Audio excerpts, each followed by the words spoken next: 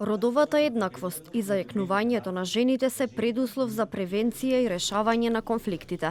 Потребно е почитување на основните вредности и принципи преку кои ќе се покаже дека родовата еднаквост не е феминистичка привилегија, туку хуманистички императив. Ова беа дел од пораките кои беа испратени на денешното одбележување на 25 годишнината од усвојувањето на резолуцијата 1325 на Обединетите нации Жени, мир и безбедност. Председателката на државата Гордана Силјановска-Давкова рече дека со оваа резолуција се сменила перцепцијата за жените, до тогаш најчесто неми сведоци или жртви на конфликтите, а од тогаш активни мировни актерки. Со неа, како што рече таа, биле утврдени два темелни принципи: заштита на жените и на девојчињата од родово засновано насилство и нивно рамноправно учество со мажите во борбата за мирот и безбедноста. Според мене, не се доволни резолуциите, иако се неопходни.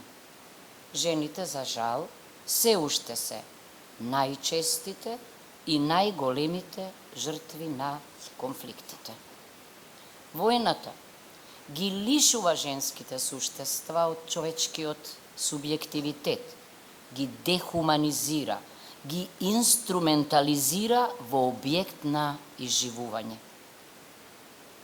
Во формалните мировни процеси пак, женското учество се уште е символично, зашто говори фактот дека минатата година само 7% од преговарачите биле преговарачки, односно жени.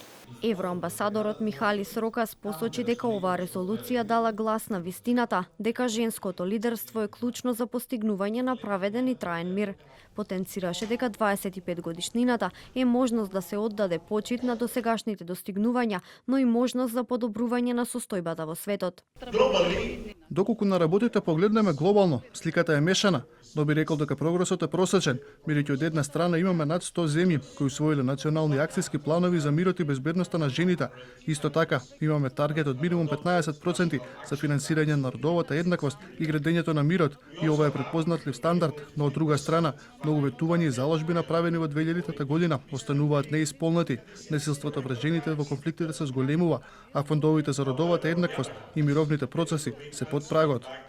По повод одбележувањето на 25 годишнината од резолуцијата, денеска беше промовирана и поштенска марка и поштенски жик, посветени на женското лидерство во градењето на мирот и безбедноста. Резолуцијата на Обединетите нации 1325 е усвоена на 31 октомври 2000 година.